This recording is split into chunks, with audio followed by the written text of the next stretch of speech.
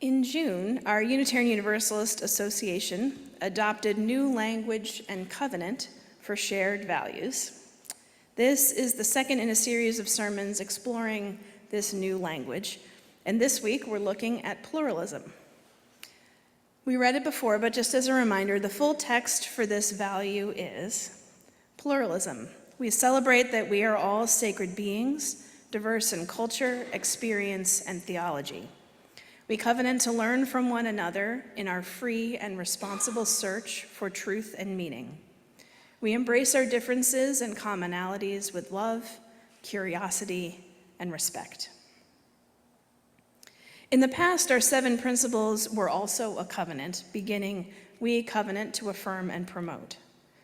In the updated shared values language, there's an explicit covenant within each statement. In the 8th principle, which our congregation adopted in 2022, you may remember that there was also strong language about accountability. We covenant to affirm and promote journeying toward a spiritual wholeness by working to build a diverse, multicultural, beloved community by our actions that accountably dismantle racism and other oppressions in ourselves and our institutions. When we are explicit about what we are promising to work on together, it can be transformational.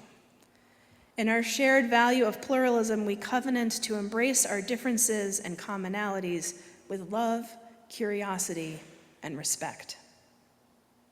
To be curious is to wonder, to be engaged, to open up to new experiences. Without curiosity, folks can fall into patterns of thinking that they know everything about themselves, others, and the world. But that is, of course, impossible. There will always be more to learn and explore. Curiosity builds connections, knowledge, and compassion, and it is a foundation of our tradition. Covenanting to be curious means that we promise that we will be engaged with others in learning and sharing experience, and that is vital to building a diverse, multicultural community.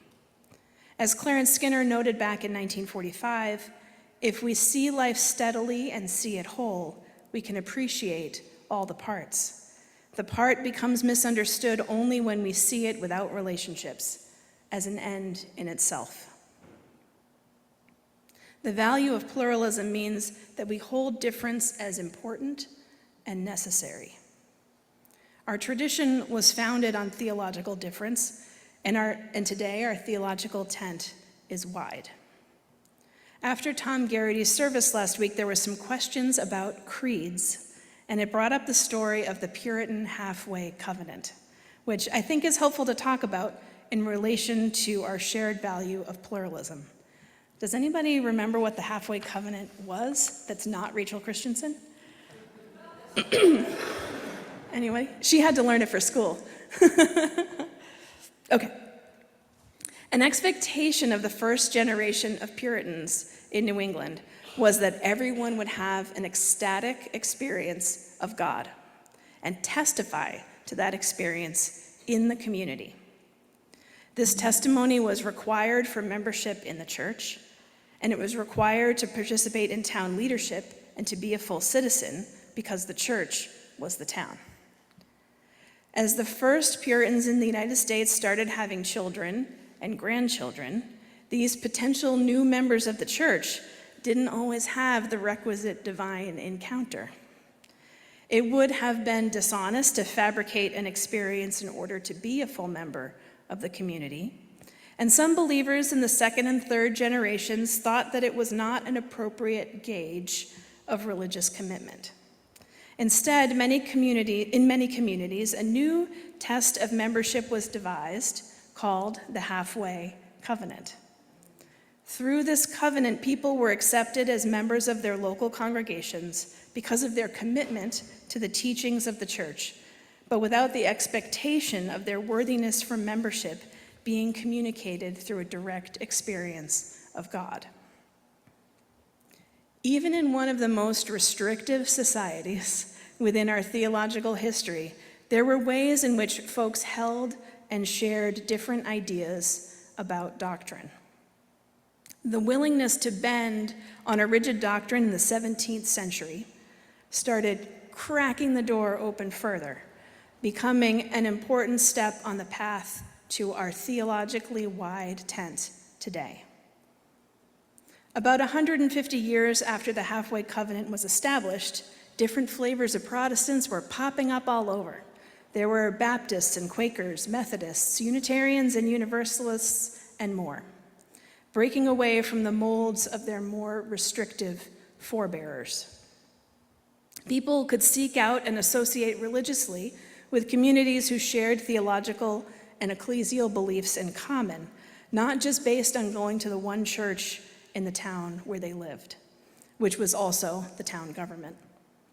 This led to the end of tax dollars supporting the town church or the church of the standing order. The traditional test of whether a person was leading an upright life by the Puritan standard was now replaced by an evaluation by each person of where they and their beliefs would be welcomed. This sort of self-assessment of belief and belonging is why most of us are here. In the Unitarian Universalist Association, now this is an old number, but as of 2001, only about 10% of the people in our congregations grew up in the church, and 90% came from another tradition or no tradition. In modern Unitarian Universalism, we continue to bring together people from a wide variety of traditions into one body. We have no tests of belief. However, we do have a covenant, a set of promises we make to each other.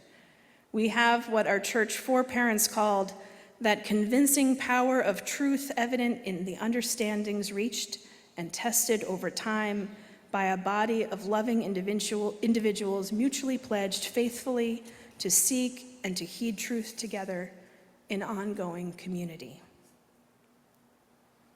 This is our congregational covenant.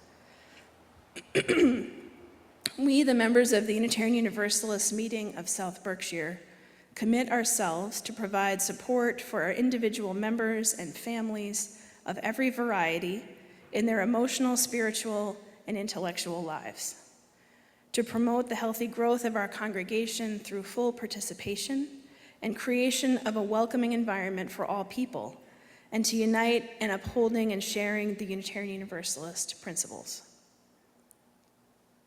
Our covenant asks us to commit, provide, promote, and unite.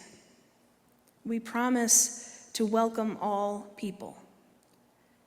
Together in this community, we have a variety of experiences, beliefs, and histories. Our differences make us stronger and better able to serve our community and the world. We celebrate that we are all sacred beings, diverse in culture, experience, and theology. We covenant to learn from one another in our free and responsible search for truth and meaning. We embrace our differences and commonalities with love, curiosity, and respect. May we live into our values and do all we can to foster seeking, curious, and loving community, together here and in the wider world. May it be so, and amen. And just a note before we move to the offering. When I was working on this sermon, I realized, so last month when we were talking about our first new shared value, I gave you a history sermon. And as I was writing this one, I gave you another history sermon. And so I realized that this was happening because I felt like I needed to explain how we got to this moment, and then we need to talk about what happens next, right? So probably what's going to happen is that we're going to go through all of them, and then we'll go through them one more time.